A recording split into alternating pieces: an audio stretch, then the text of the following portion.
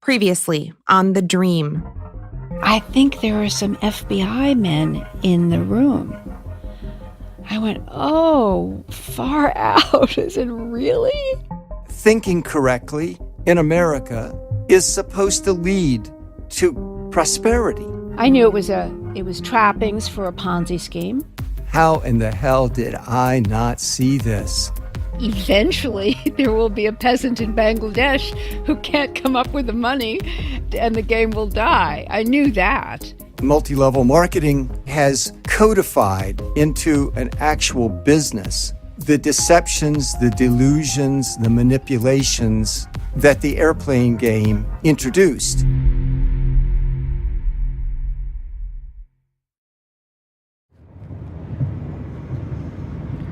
All right, pulling into Owasso. Just past the Bonaire Motel. Oh boy. This is where you gotta slow down, start going 40 because it's a speed trap. Pulling into town. Open your Maps app. Look up Flint, Michigan. Now zoom out 2 ticks and look directly to the left of Flint. You'll see a bunch of faint boxes, township lines, to the west, between Flint and the next noticeable town over, Owasso. This stretch of no man's land is where I'm from. Thought I saw a yard sale, but it was just junk in the yard. All right, and now we're pulling up to, what is this called? Bentley Grill. Didn't used to be called that. My uncle used to work there. Salem Lutheran School, Dollar General, the library, Carl Mankey's barbershop. You may have actually seen this part of the country in B-roll footage from Michael Moore films. You know, tiny rural homes on dirt roads with rusted out cars in the front yard and chicken coops and decrepit barns leaning over out back. Michael Moore is fine, I guess, but he's from here, so I've always been kind of suspicious of his ogling. Like, ooh, look at all the poor people in their natural habitat. Yeah, we're poor. You know that, Michael. But we're a lot of other stuff, too. Technically, none of my extended family's actual homes appeared in those movies, but they might as well have. As far as I'm concerned, those shots are of us. My family's lived around here for a long time. My dad's mom, Ruth, comes from an old English family that's been around these parts for a few centuries. My dad's dad, his family mostly came over from Prussia in the 1880s. That's what the ship manifests say, Prussia. As a preteen, I'd dig through the piles of junk in the garage on our family farm, and I'd pore over my great-great-grandfather's elementary school textbooks written in German. They were right next to some giant dusty glass jugs of dark brown homemade dandelion wine. I never tried it. My parents got married here too, right out of high school, and then left for Ann Arbor, but came back to Owasso when my dad finished school. He became a dentist, and when I was 10, we moved out to the family farm. There's Curwood Castle, everybody. James Oliver Curwood's writing space. It's got a couple turrets. Owasso is famous among Owassans for being the home of James Oliver Curwood, author of The Bear, a 1916 book originally titled The Grizzly King, which was adapted into a mostly silent French film in 1988. There's an annual festival in his honor, the Curwood Festival, which is a carnival plopped on Main Street. Great beer tent and 3-on-3 basketball tournament. We're also the birthplace of Thomas E. Dewey of Dewey Defeats Truman infamy. He didn't beat Truman, but almost. We're the home of the real Polar Express, whatever that means. And Paul Spagnola, the world's only 6-time world pipe smoking champion, was born in Owasso, Michigan. And growing up out here felt kind of like being in a time warp, partly because no one in my family throws anything away. So yes, there are those old cars and rusty rototillers lying around the front yard, just like you see in a Michael Moore movie, along with 100-year-old tools and books and toys and clothing and furniture.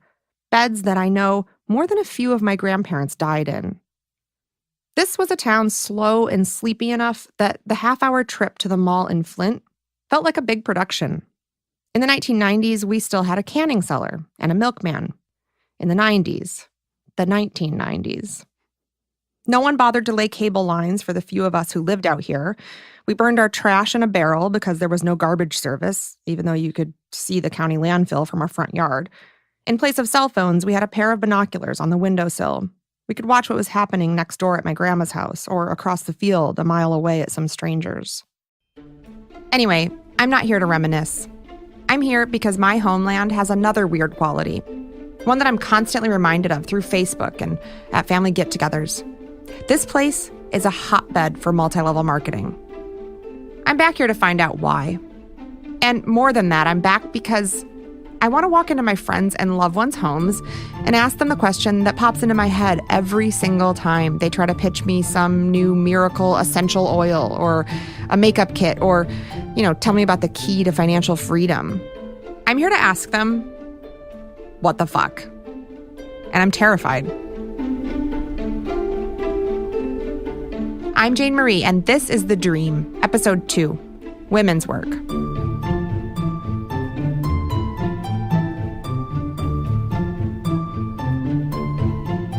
I told you that over the course of this season, we'd be looking at MLMs from the bottom of the pyramid-shaped business model thing all the way up to the top, where a few people sit counting bags of money they're making off of people below them. It works for the top because the majority of their workforce is at the bottom, including members of my family. We've been trying to sell this stuff to each other and to everyone around us for decades. Take my Aunt Amy. Over the years, Amy's sold Mary Kay, Melaleuca, Protandim, Herbalife, Ladara, Young Living Oils. I think that's it. I'm not sure it is, actually. And working on this project, I've realized most of my friends here have had experience with MLMs. One reason why is pretty obvious. Owasso is poor. According to the latest census, 25% of people here live below the poverty line. There was once a thriving economy here, a while ago, like early last century. Owasso and Corona were bedroom communities for the auto industry in Flint. In the 70s, when I was born, about half the people around here worked for the car industry. Even my grandparents, along with their soybean and winter wheat farm, had a trucking company that shipped parts for GM. But then, you know what happened. The bottom fell out. In the 80s, as plants closed, people would scramble. I remember the summer of 5th grade, a big GM plant shut down and everyone was trying to get jobs at Saturn in Tennessee. When school started back up in the fall, it was like the rapture had happened. Just poof, gone. Today, Flint is half the size it was then, and almost half of those who remain live in poverty. If you live here, you live with risk. Of the bottom falling out, of racking up debt to keep your house or your family together. Sunoco gas station still going strong. Great. And it's not just that Owasso is poor. It's that being a girl here, there's no clear path to a career or an escape. Guys, they at least grow up believing that their uncle or their dad can get them a job on the line or on the farm or at the tool and die shop that supplies stuff to the guys on the line or on the farm. But being a girl here, the advice was, number 1, don't get pregnant. Not sure what you're going to do after you don't get pregnant, but whatever it is, it won't be an option if you're pregnant. Number 2, okay, so you're pregnant. Definitely get married to anyone and make sure the grandmas are cool with watching the kids for free while you work on. Number 3, securing some sort of job or training that you can fall back on when you inevitably become a single mom, which is what happens if you get pregnant. I felt weird saying this, so I called around to other girlfriends of mine who also left Owasso, and they were like, yeah, that's what they told us. While the population of most communities around the country has naturally grown by 5% over the last 10 years, Owasso's has lost 5%. A lot of us leave. So that's really what's on my mind when I'm sitting in my apartment in California, flipping through Instagram, seeing a post from an Owassan friend begging all of us, her friends, her followers, to help her sell like 10 more pairs of banana leggings in an hour so she can earn some bonus. It makes me feel an embarrassing mix of pity and shame. But driving around here, I get it. Of course she's hustling. I would be doing it too. Around here, you've got to try something. And King's Corner Market used to be called Quick Check. They'd let me buy beer for my parents there when I was like 10. And now I see Amy's house. It's yellow.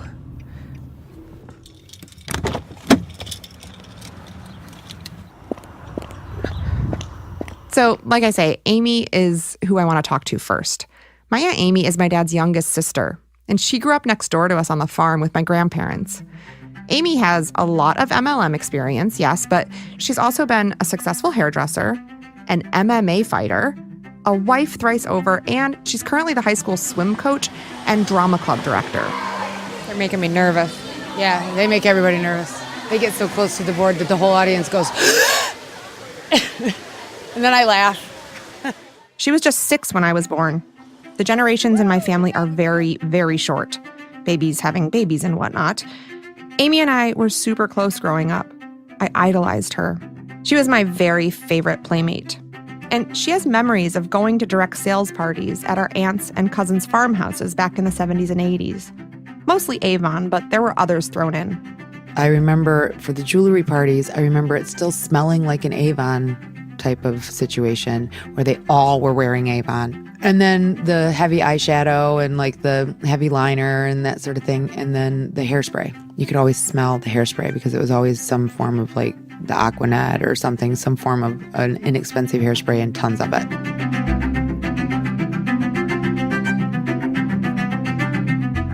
Sarah Coventry was another big direct sales company with our extended family. Sarah Coventry was a jewelry brand, one of those party-based ones where a bunch of women get together in a house and look at catalogs, kind of like a Tupperware party. They would have just a few pieces of jewelry that were still, in their boxes, and they would pass them around, basically. I think probably most of them didn't have enough money to really invest in like the display part of it. And there was always some food, usually a lot of Jell-O. I remember the Jell-O a lot. And then like those little roll-up hors d'oeuvres with the cream cheese and the meat and the bleh. What I remember too is that like our house was conservative as far as decorating was concerned. And these other ladies lived in houses that were gilded, and they have a lot of mirrors and a lot of the sculpted shag carpet in very deep and odd colors. I remember faux flowers kind of around the room, a lot of faux ivy, things like that. Yes, a lot of the faux flowers, a lot of Black velvet paintings. yes, black velvet paintings of horses. No clowns though. Actually, Oh, there was a clown. there was a clown. I don't remember. At Babe's house. Yes, it was at Aunt Babe's house, and she had red carpet. I'd forgotten some of this. Yes, people join MLMs out of desperation to try to restart their lives, but also they joined to have fun. These were wonderful gatherings, big to-dos in a town where there wasn't much to do, and everyone looked forward to getting together. I remember one time they were all together at one of these parties, and the one lady comes in and because she was the one that was there to sell stuff. She had gone to someone's house to have a party, but she was standing at the front door and ringing the doorbell. And they used to wear nylons inside their pants, like their polyester pants. And at the time, it didn't make sense to me that you would wear a pair of control top pantyhose underneath your polyester pants. I thought that not only does it sound weird when you walk, but it would feel really awful, Like Spanx, you mean? Uh-huh. So I think that's what these ladies did, was use the control top panties or control top pantyhose as like Spanx. So her story was that she was standing at someone's house, middle of the day or whatever, and she was ringing the doorbell. And so she realized that there was a pair of pantyhose stuck inside her pants between her pantyhose and the pants. She bent down and took a hold of the pantyhose toe and then started pulling it out like a magician. Wee! kind of, And so when the person answered the door, she's standing there with these pantyhose in her hands and her pant leg halfway up, and she's still pulling pantyhose out of her pants. And they had all found this so hilarious that they were all laughing so hard they were crying. And I just remember sitting there and watching all these women in this state of like hysteria because of this story and like how warm that was. Like that was one of the things that was really cool about those parties, was they were always really warm and really happy. And I've never experienced that again with any of the parties that I hosted or anything like that. They just were that group. And that's one thing that like that makes me a little bit sad because they're like almost all of them are dead at this point. But But that one, it makes me want to cry even. They were so sweet and so fun. We kids, we loved these women.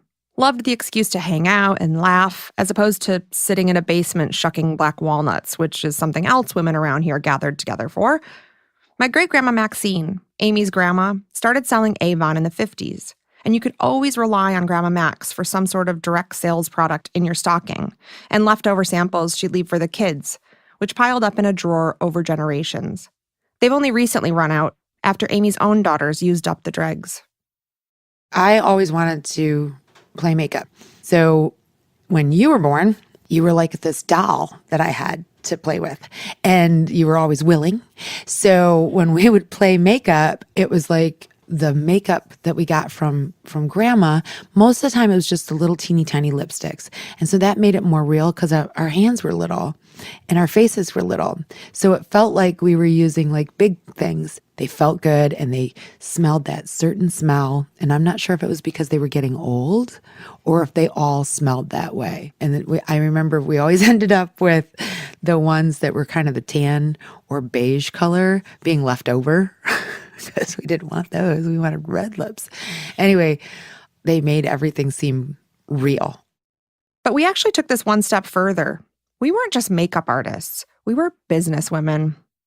I remember playing like store too, because we could use the catalogs and the order sheets and stuff, and like setting up a desk with the phone. Yep. And we were Avon ladies. Yep. And we would call and make sure that everybody was, good on their orders. Amy's mom, my Grandma Ruth, was not really into the makeup and jewelry scene. Grandma Ruth is, in a word, frugal. Some might say miserly. Others might say she's a hoarder. I say she's all three. One direct sales company in particular was completely blacklisted in Ruth's house. We didn't do Tupperware parties. We didn't go to Tupperware parties. We didn't purchase Tupperware. We didn't have any Tupperware at the house. She reused old containers, so Tupperware was a waste of time to her and money. So Because storage containers are free because all your food comes in a storage container already. And she could just wash it and reuse it because she still does that with like Ziploc bags. And tinfoil. Yep. So She's not wrong. no, she's not. So, and she's very efficient and has a lot of money, I think, to show for it because of those behaviors her whole life. So she was right about all those things.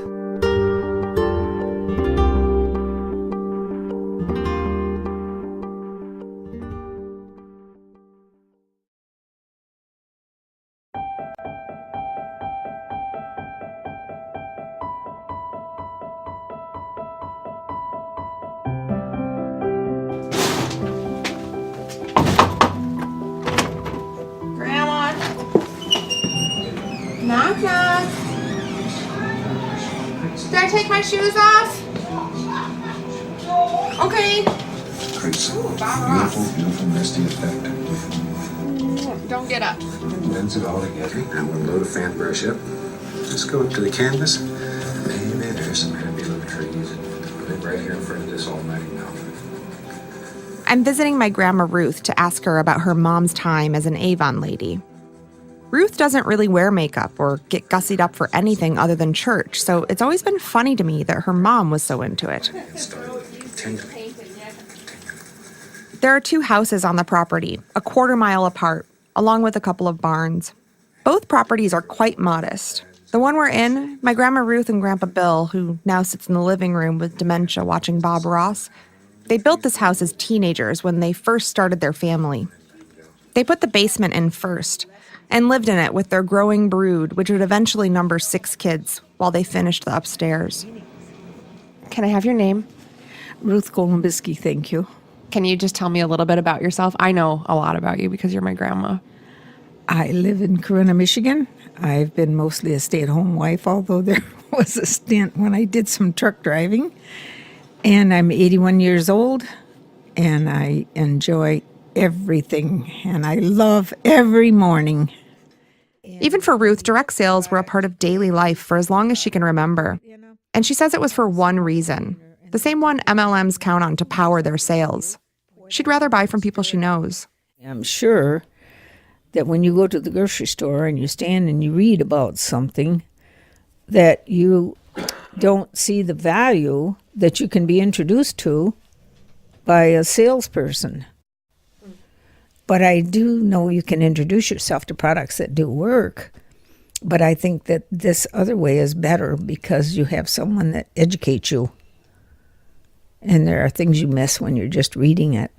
Thing is, my Grandma Ruth never signed up to sell these things. But she has signed up for the discount. She's careful and sentimental. And one of the companies that I remember when I was young was the Jewel Tea Company. And I remember that when I was a child, when they used to come to my grandmother's house, and they were a good company. I do have some pieces of Hall dishware that came from them that I remember. So that was like door-to-door kind of sales kind of. Absolutely. And the gentleman that I remember selling it became a family friend. And so that made it kind of precious. This was 75 years ago, all this sitting around with the Jewel Tea guy. But I've eaten off those exact plates. And the reason my grandma still has those plates is because she learned the value of $1 really early on. I went to work when I was 9 years old, the first time. I went to work at a neighbor lady's house. She was crippled up with arthritis. She couldn't comb her own hair. And there were many, many things that I did for that lady that she just couldn't do for herself. And though I was very young, I could help her with her needs. I made $0.25, I think, an hour for the lady that I worked for.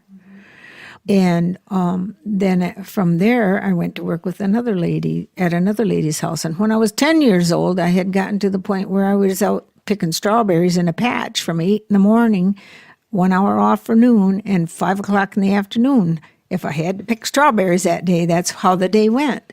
So when you're poor like that, you learn to scrape money off the walls. And you know what's there if you're looking. When I was a child, I didn't think I was suffering, but when you wear cardboard in your shoes because you got holes in the bottom to school and your mother's cut off nylons for socks, and on Christmas you have hamburgers, but you're still happy. Your stomach's full and you're happy.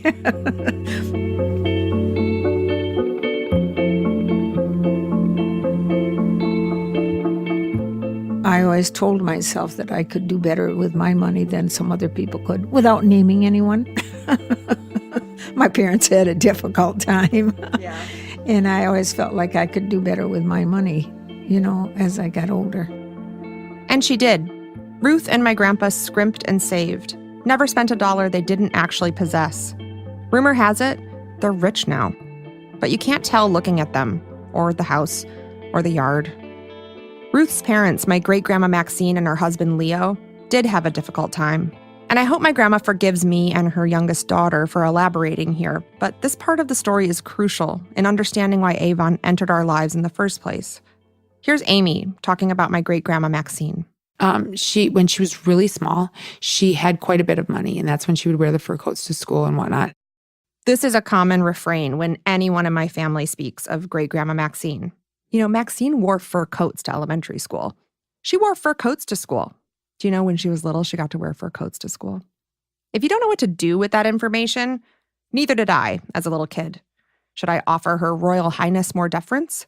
Should I pity her that everyone around her thinks it's so crazy that she had a fur coat? These days, I think, yeah, I owed her both of those. So, okay, great-grandma Maxine. Apparently, her father was a successful veterinarian who doted on her when she was a very little girl. But then he left, abandoned the family. And a few years later, things got worse. She met Grandpa Leo. They got together when she was 14. Yeah. And so he was like 21. Yeah. And so he and she had their first baby when she was 15, had their second baby when she was 16, and then had the third baby when she was 18, and were done having kids when she was 21. And so she literally was a child with children. And she was incredibly abused And they had no money, and Grandpa Leo spent it all on who knows what. I have a feeling he spent most of it on beer and just hanging out with his buddies. So that's the kind of life that Maxine had.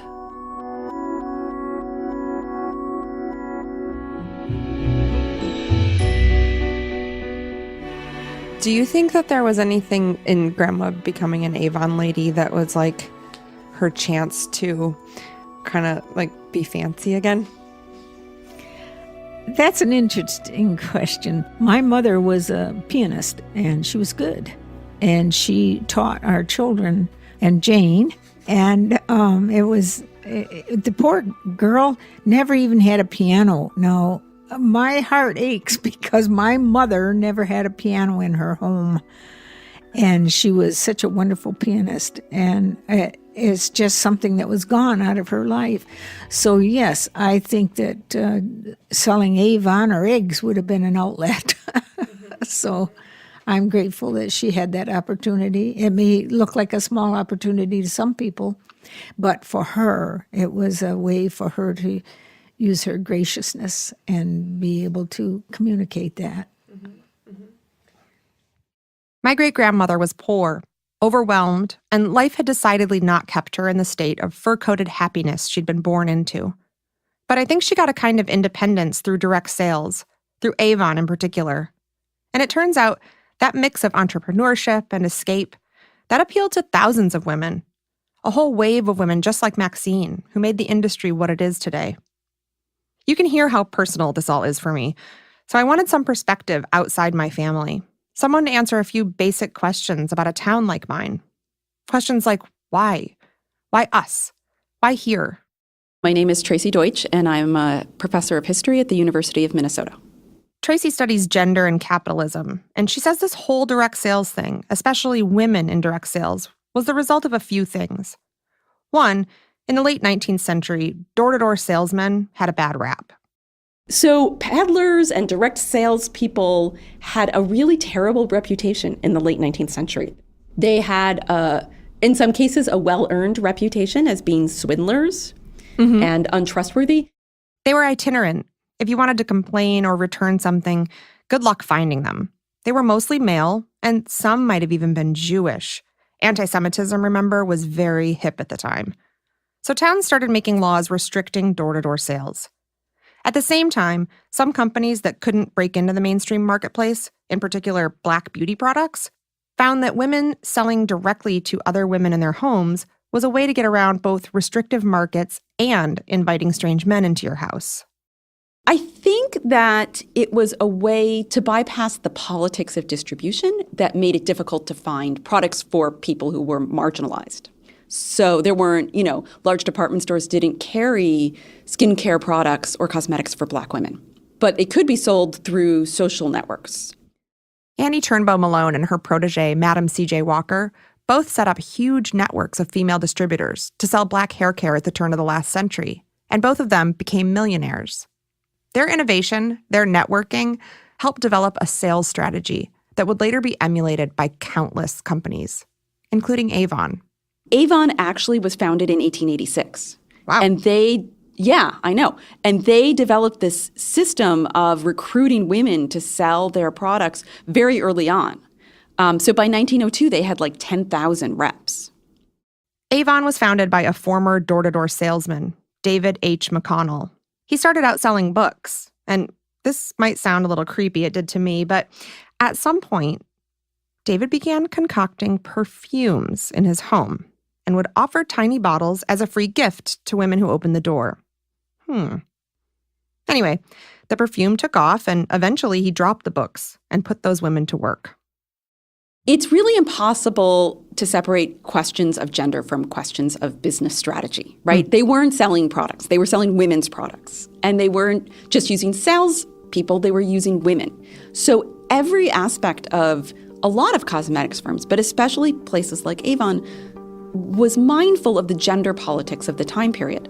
One reason that Avon turned to women was because they were selling perfume, but also because they wanted to sell perfume in women's homes. Having women come into other women's homes was more within gender conventions than having strange men come into your house, which could raise, questions about propriety. It was also the case that, as is often the case, they expected that they would have to pay women less. Right? Yep. Being a traveling salesman was a career path for men in a way that women weren't expected to have careers that took them outside their areas of residence. Yeah. I suppose, yes, you could say, well, women can't travel, right? They have to stay home. So then they're necessarily valued less because they don't have the mobility. Well, it cuts both ways, right? On the one hand, women have to stay at home, and so they're valued less. On the other hand, women are valued less, so they have to stay at home. They don't have, right? They don't have the option. The assumptions that women are responsible for childcare and managing households also keeps them tied to one place. So this was back in the 20s and 30s when everyone had to be scrappy, find a way to make ends meet. Unmarried women had often engaged in some kinds of wage-earning work, or they had supported their families through unpaid work, like caring for other children or elderly grandparents or parents or stuff like that. Married women typically had moved in and out of the workforce as household economies demanded it, when somebody was laid off for whatever reason, right? Yeah. Or they worked in what is, and this is really useful to understand, what's called the informal economy, which are jobs that are not regulated, often buying and selling products that are not regulated. What do you mean, like bake sales or? But yeah, I do mean bake sales. Oh, okay. Things like making food and selling it out of your house to neighbors who come by. It also is included what we would think of as homework. So women who finished fabrics or textile or clothing in their homes and then brought it back to a central site. So it's a term for economic activities that are actually often quite important, generate a lot of money for the economy, but aren't formalized in the sense that it's regular and regulated. Right. So, and women had often engaged in that kind of money-making.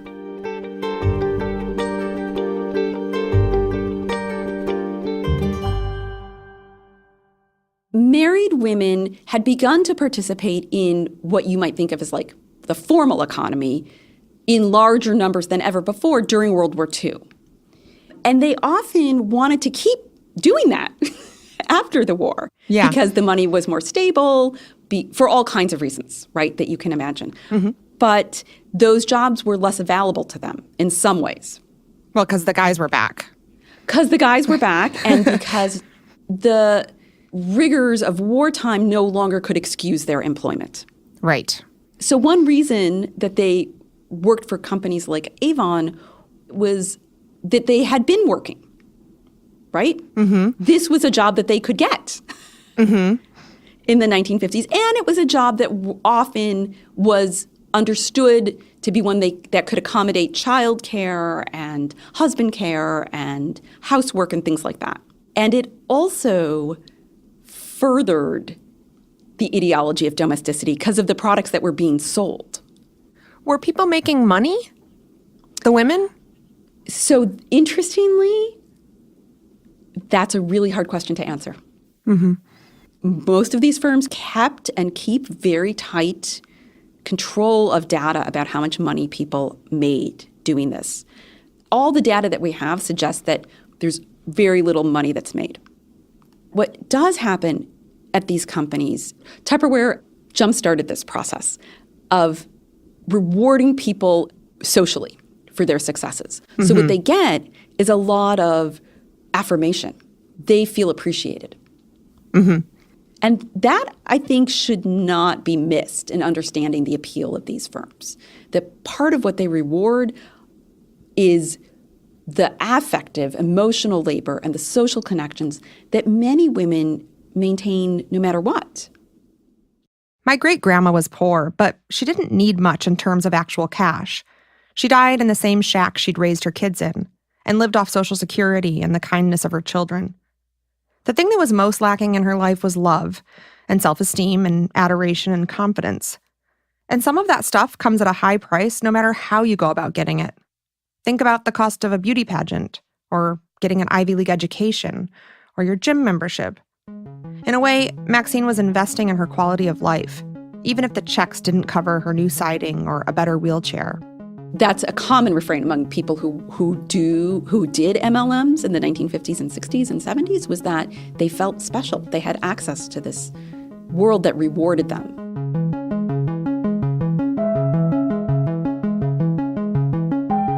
Not every part of people's experiences in these companies is bad.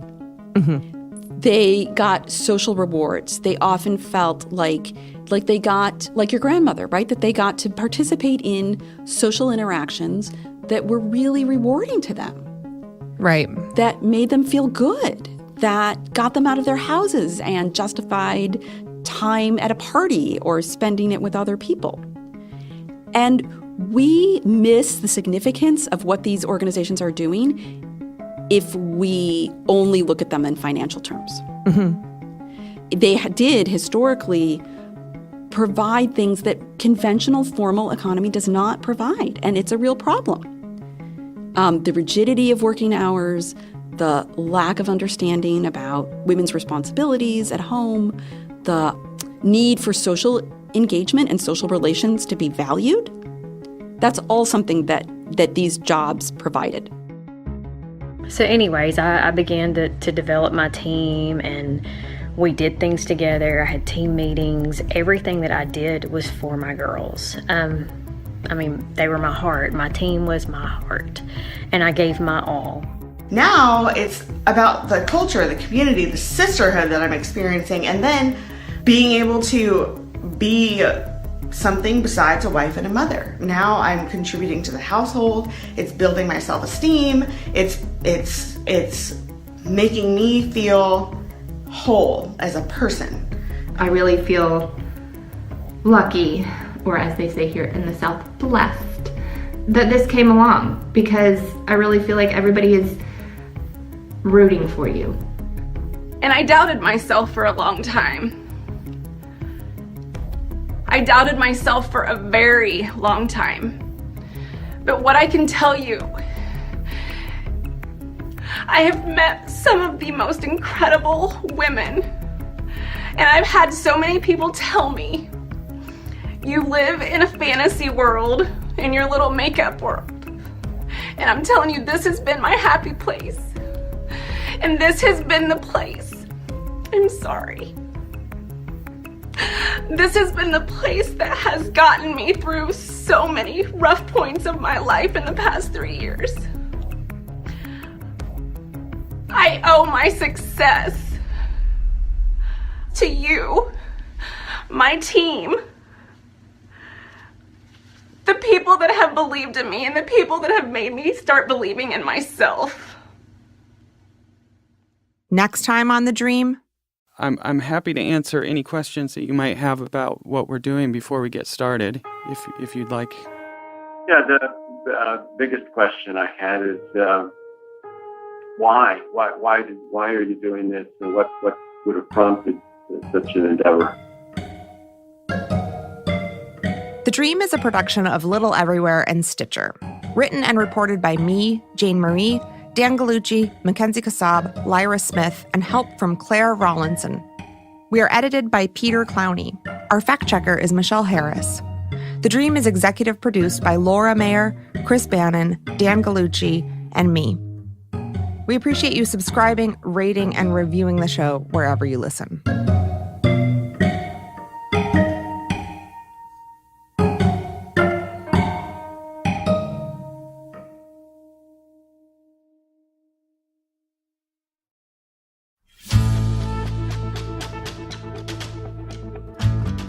I mean, it's not like a brutal murder during the course of an armed robbery was a routine daily event in this part of the state, right? This is something that happened very, very infrequently. Adel, Georgia, a town of roughly 5,000 people not far from the Florida state line. In 1998, there was a shocking murder there. Police investigators quickly put a man in jail for the crime. He swore he was innocent. Basically, they was gonna get somebody black for killing that lady. But then, some 18 months later, a second brutal murder. And just months after that, 2 more. you see something savagery like that, it's like, somebody that does that is a straight psychopath. And the chance of two different people doing the same kinds of things, I mean, it just seems kind of crazy, right? I'm Jordan Smith. And I'm Liliana Segura. We're reporters for The Intercept. Together, we have more than 30 years of experience investigating wrongful convictions. We know how they happen, and how putting the wrong person in prison for murder means a killer goes free. Murderville, Georgia. Subscribe now on Apple Podcasts or wherever you listen.